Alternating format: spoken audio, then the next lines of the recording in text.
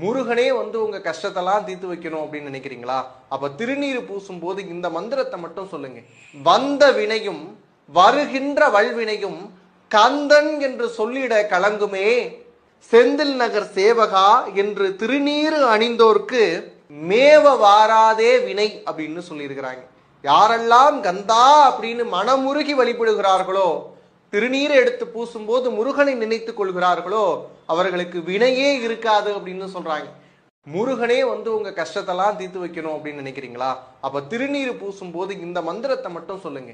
வந்த வினையும் வருகின்ற வல்வினையும் கந்தன் என்று சொல்லிட கலங்குமே, செந்தில் நகர் சேவகா என்று திருநீறு அணிந்தோர்க்கு மேவ வாராதே வினை அப்படின்னு சொல்லியிருக்கிறாங்க.